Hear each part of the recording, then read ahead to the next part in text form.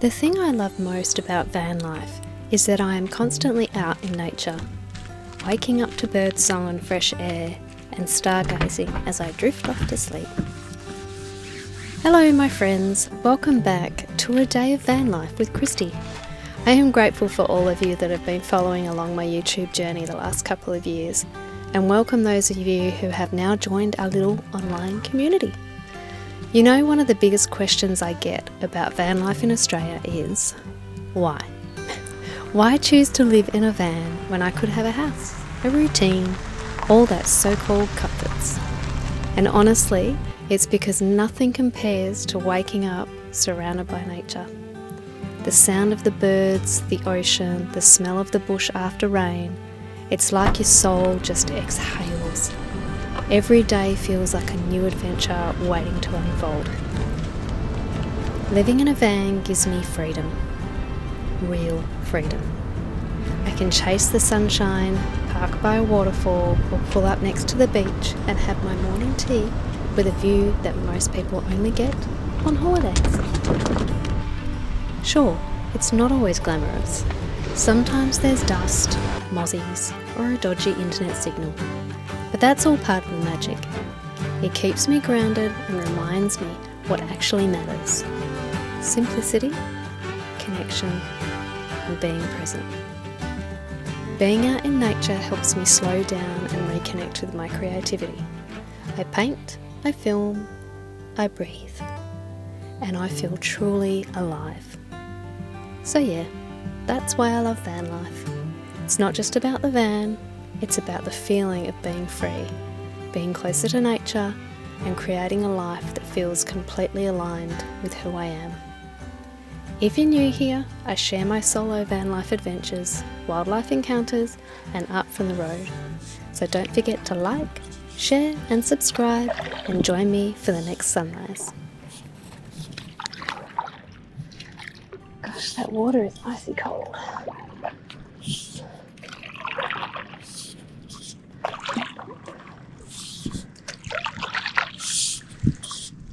I realised halfway down here that I forgot to put the fin on. So I've never done that before.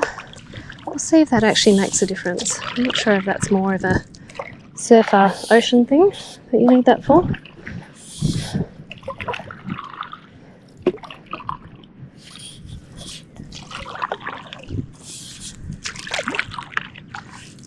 Oh, even though there's a lot of tannins in the water, it's still very clear. There's a group of people getting ready to come down the river as well. Bit of a tour group, so I'll get out ahead of them.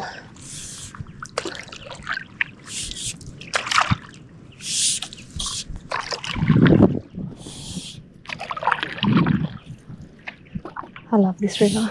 It's so calming. Well, any river is calming, but I like to come here and sit over there. Sit over there sometimes. Let's go explore the other side of the river, because I've not been able to do that before, because I haven't had my sup. Well, I've had it, never pulled it out.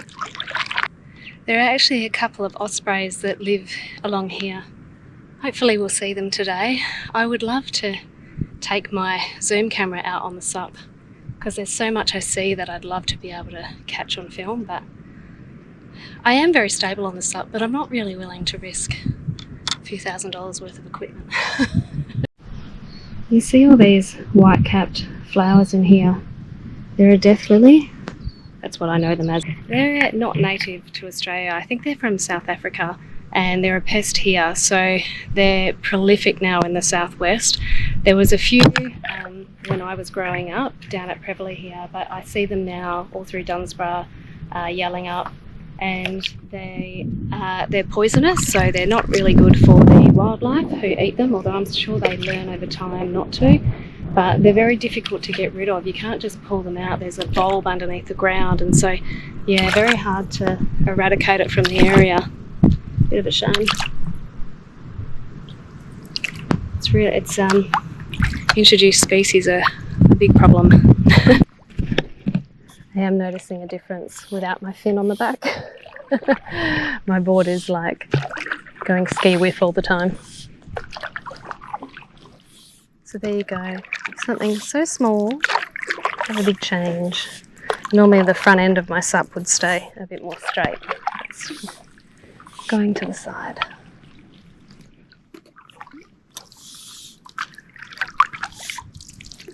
God, I love being out here on my own.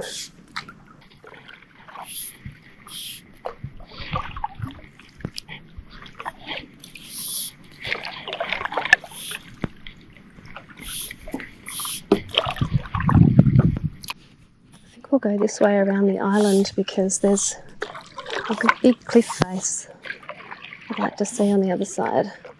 There's actually some homes along this river too. Be a magic place to live. If I ever wanted to live in one's place. Which, I don't know, I don't think I would. Such an addictive lifestyle, this.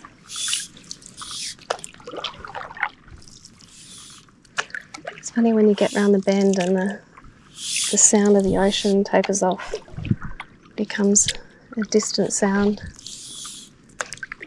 You can hear more of the bird life. I've got a feeling, I recall there is an Indigenous story about this cliff face here. I must have read it down at the river mouth somewhere. I'll try and look it up and do a voiceover of the story for you. I did look online for some cultural information about this cliff face, however I couldn't find anything concrete, so I did reach out to a local Indigenous person who does have that cultural knowledge of the area. However, it was through Instagram and I'm not sure they've seen the message, so unfortunately I can't give you any more information today, but hopefully maybe I might hear back from that person at some point and we can do an adventure down the river together and give you more information. Little walkway there. God, look at that over here. Spectacular.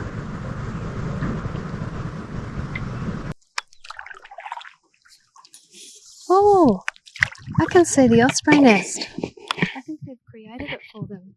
There's a pole just here and there's a nest on the top. I reckon that's the Osprey Nest, although it doesn't look like an osprey that's sitting in it. But quite often ospreys will create a big nest like that on top of telephone towers. Cool. I can really feel the energy of this place. It's getting me a bit emotional.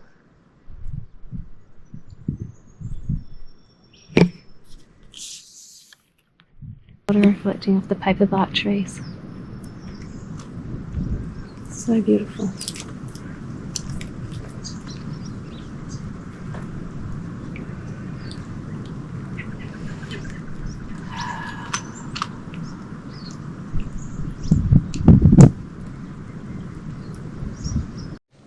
Oh, there's a little bank here. I'm just going to go up to get a closer look at these rocks. The wind keeps blowing me here, so I'm going to say that that's what Mother Nature is intending me to do.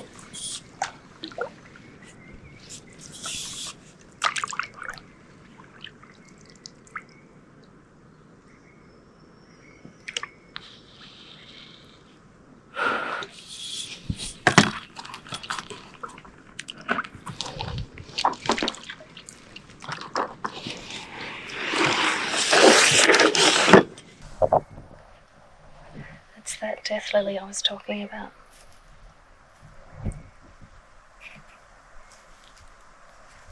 Wow, look at these cliff faces. That's hectic.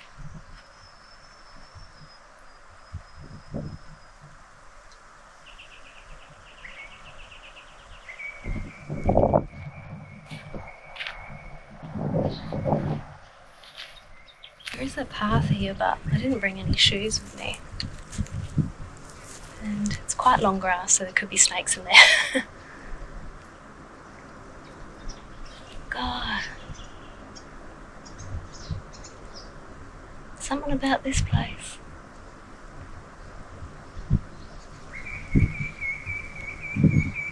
Yeah, there's like there's caves in the bottom there. There must be so many birds living up there. Wow. Oh, there is a sign in there that's telling the story, but I can also hear something in the bush.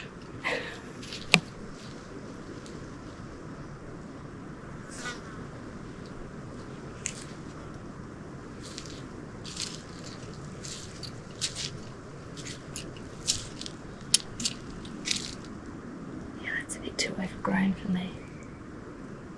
Oh, maybe.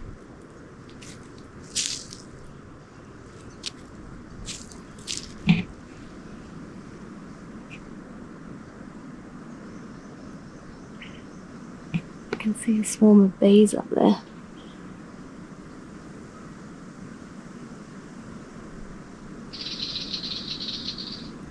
It's actually really cool.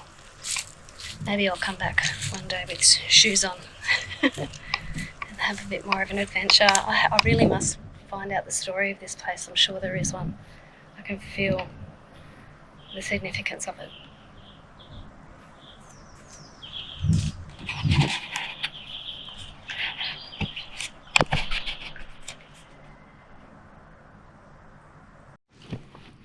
I can hear the osprey, and there it is.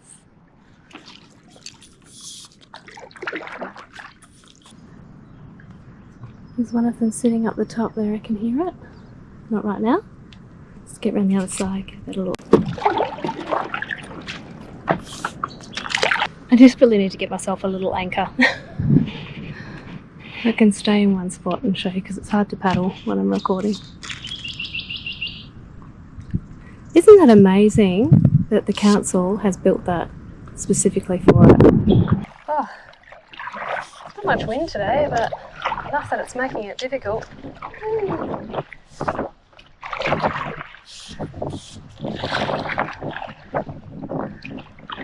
Be an easy ride home.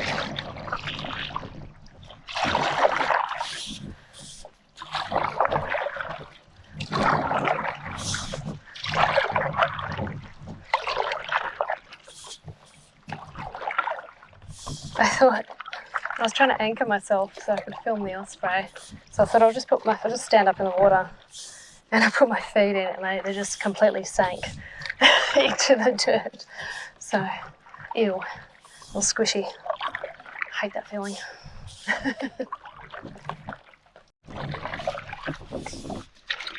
Well, if I was to live anywhere, I would be very happy with this location. Oh my goodness. Imagine waking up to this every morning.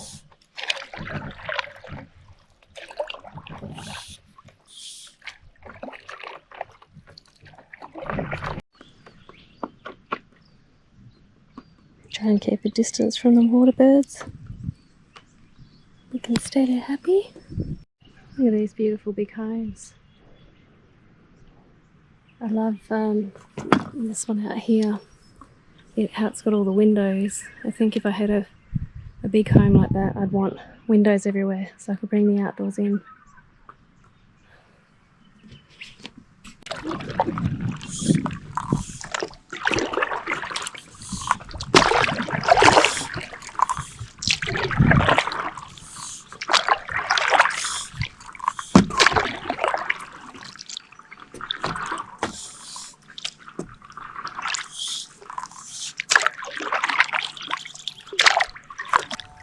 Oh, the wind's just dropped right off here.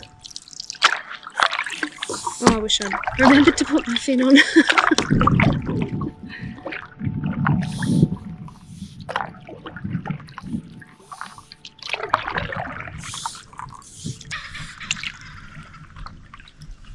Oh, big eagle.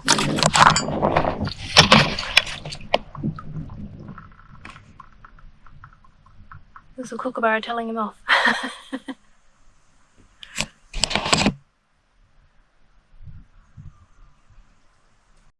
You can see that deaf lily is all through here, completely covering the ground. Very sad. Well, I've turned around now because the tour group has passed me, and that sun has been beating down straight on me and on my legs, and I didn't put any sunscreen on my legs. It was silly. I think I was kind of hoping the shirt would cover my legs too. So yes, I'm going to turn around and I'm going to let the current of the river take me back home now because it's flowing that way. So I'm just going to float in harmony and happiness and peace.